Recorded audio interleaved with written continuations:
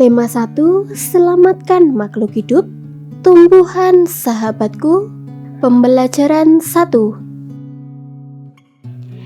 Coba kalian amati video berikut.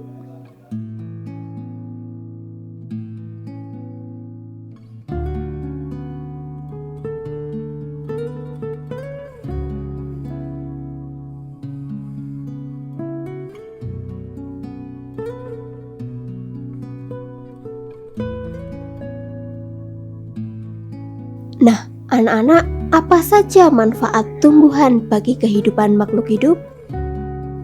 Yuk kita cari tahu. Jadi manfaat tumbuhan adalah 1. Sebagai bahan pokok makanan. 2. Tumbuhan sebagai sumber penghasil oksigen. 3. Tumbuhan sebagai bahan pembuat bangunan. 4.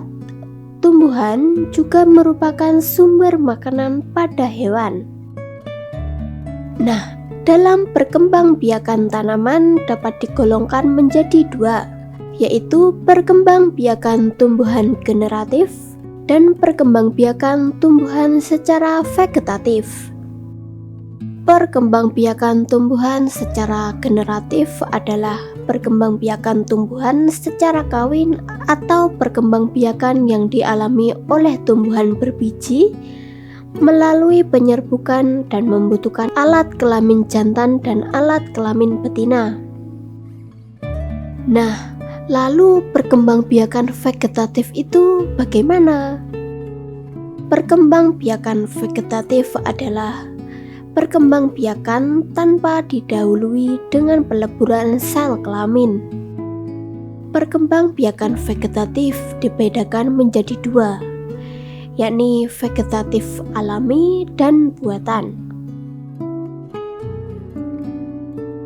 Nah, anak-anak, mari kita amati teks berikut.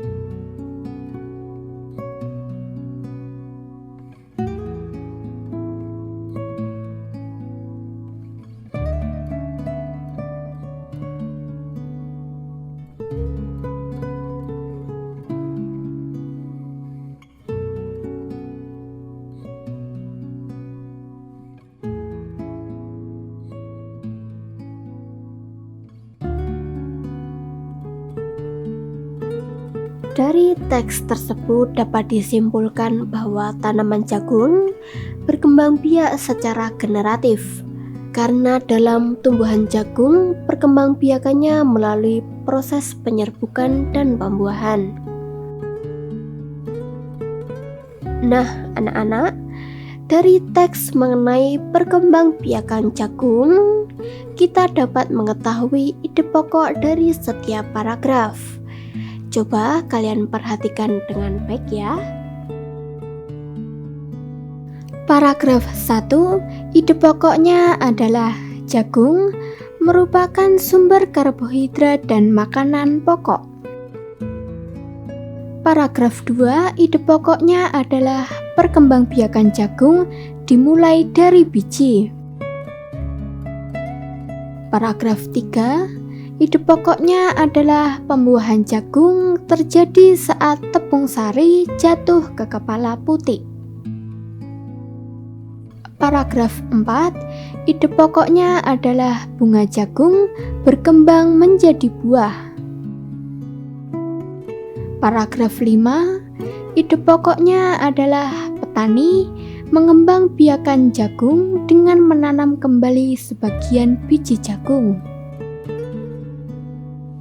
Selanjutnya kita akan membahas tentang ide pokok. Ya, ide pokok adalah ide atau gagasan yang menjadi pokok pengembangan paragraf yang terdapat dalam kalimat utama. Bagaimana ya anak-anak ciri-ciri ide pokok? Jadi, ciri-ciri ide pokok adalah 1. Memiliki kalimat pendukung atau kalimat pengembang atau penjelasan. 2. Ada yang mendukung, baik itu berupa penjelasan atau alasan yang menguatkannya. 3. Inti dari sebuah paragraf atau pusat pembahasan. Berikut langkah-langkah menemukan ide pokok dalam suatu teks bacaan. 1. Membaca teks bacaan dengan seksama, intensif, dan cermat isi paragraf. 2. Mencari kalimat utama dari bacaan yang diberikan. 3. Mengubah kalimat utama tersebut menjadi kalimat yang lebih kompleks. 4. Tandai informasi penting yang sesuai dengan bahasan pada kalimat utama pada bacaan. 5.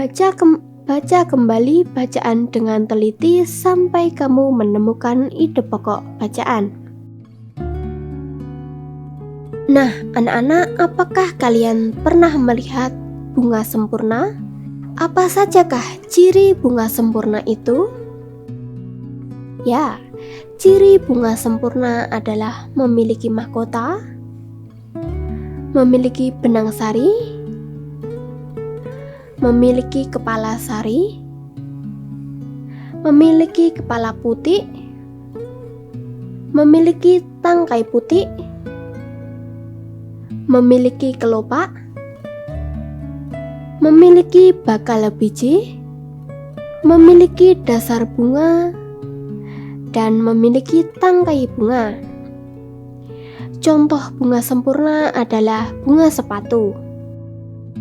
Proses perkembangbiakan generatif terjadi melalui proses penyerbukan dan pembuahan yang diawali dengan penyerbukan, yaitu melekatnya atau jatuhnya serbuk sari ke kepala putih. Setelah terjadi penyerbukan pada serbuk sari, tumbuh buluh serbuk sari yang menuju ke ruang bakal biji. Kemudian serbuk sari akan masuk ke ruang bakal biji melalui buluh serbuk sari.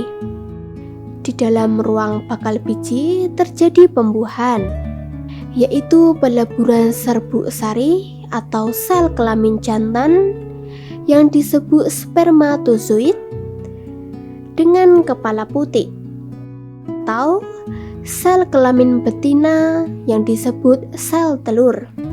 Tumbuhan yang berkembang biak secara generatif antara lain adalah padi, mangga, durian, dan jambu. Anak-anak, apakah kalian tahu bahwa negara Indonesia hidup berdampingan dengan negara-negara tetangga?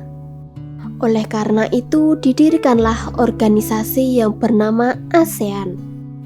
Kepanjangan dari ASEAN adalah Association of Southeast Asian Nation, atau Perhimpunan Bangsa-Bangsa Asia Tenggara.